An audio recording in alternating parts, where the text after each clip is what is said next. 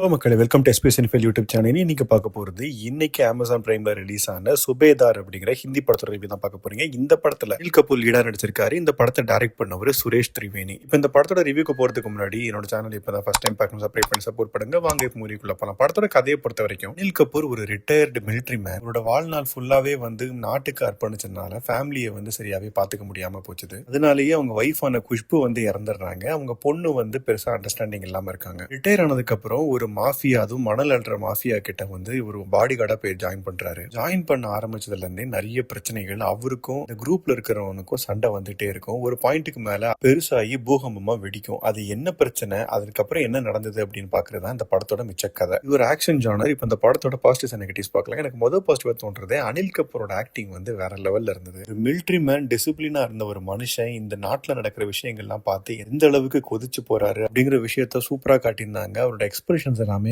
ரொம்பவே சூப்பரா இருந்தது. அதே மாதிரி ஆக்ஷன் சீனா இருக்கட்டும், ஒரு மாஸ் சீனா இருக்கட்டும், நல்லாவே பண்ணியிருந்தாரு. அதே மாதிரி சப்போர்ட்டிங்கா நடிச்ச அவரோட ஃப்ரெண்டு, அவரோட பொண்ணு, அந்த வில்லன் எல்லாருமே அவங்க பெஸ்ட்டை கொடுத்திருந்தாங்க. அடுத்த பாசிட்டிவா தோன்றது, இது ஆக்ஷன் ஜானர் அப்படிங்கிறதுனால ஃபைட் சீக்வன்ஸ் எல்லாம் சிலது இருக்குது. அது எல்லாமே சூப்பரா கொரியோகிராஃப் பண்ணியிருந்தாங்க. கடைசியில நானா பட்டேக்கர் ஒரு கேமியோ பண்ணியிருக்காரு. அதுவும் நல்லா இருந்தது. அந்த சீக்வன்ஸே நல்லா இருந்தது. குஷ்பு இதுல கேமியோ தான் பண்ணியிருக்காங்க. பட் ஆனா அவங்கள நினைச்சு இவர் நடிக்கிற சீன்ஸ் எல்லாமே எமோஷனலா நல்லாவே ஒர்க் அவுட் ஆயிருக்குது. டெக்னிக்கலா சினிமோட்டோகிராஃபி நல்லா இருந்தது. இதெல்லாம் தான் அந்த படத்தோட பாசிட்டிவ்ஸ். இப்ப நெகட்டிவ் செட் பார்க்கலாம். எனக்கு முதல் நெகட்டிவா தோன்றது, படத்தோட ஆரம்பத்திலே மோனா சிங் அவங்க தான் ஒரு பெரிய வில்லி அப்படிங்கிற மாதிரி பயங்கர பில்டப் கொடுப்பாங்க. ஆனா அவங்களுக்கு பெருசா ரோலே இல்ல. எதுக்கு அதை நெகட்டிவா சொல்றேன்னா, ஏன்னா அவங்க சம்பந்தப்பட்ட சீன்ஸ் எல்லாம் சிலது வருது. பட் ஆனா அதனால அந்த படத்துக்கு எந்த இம்பாக்டும் இல்ல. இந்த போர்ஷன்ஸ் எல்லாம் கொஞ்சம் டிராகியா தான் இருந்தது. அதே மாதிரி இந்த படத்துல வயலன்ஸ் ரொம்ப ஜாஸ்தியா இருக்கும். ஸோ ஃபேமிலியோட பார்க்கும்போது கொஞ்சம் காஷியஸா பாருங்க, இல்லைன்னா குழந்தைங்களோட பார்க்காதீங்க. மொத்தத்துல இந்த படத்தை பத்தி சொல்லணும் அப்படின்னா, ஸ்டோரி லைனை பொறுத்த வரைக்கும் புதுசா எதுவுமே இல்ல. நம்ம ஆல்ரெடி நிறைய படங்கள்ல பார்த்த கதை தான். பட் ஆனா பிரசன்ட் பண்ண விதம் அண்ட் அனில் கபூரோட பெர்ஃபார்மன்ஸ், இந்த ஃபேக்டர்லாம் பார்க்கும்போது இந்த படம் என்ன பொறுத்த வரைக்கும் ஒன் டைம் வாட்சபிள் மூவியா தான் இருந்தது. அடுத்த பாட்டுக்கும் லீடும் கொடுத்திருக்காங்க. அது எப்போ வரப்போகுது அப்படிங்கிறது தெரியல. இந்த படம் அமேசான் பிரைம்ல தமிழ் டப்பிங்லாம் அவைலபிளா இருக்குது. நீங்க பார்த்துட்டு உங்க ஒப்பீனியன் என்ன அப்படிங்கறத கமெண்ட் செக்ஷன்ல சொல்லுங்க. அடுத்த வீடியோ சந்திக்கிறேன். பை,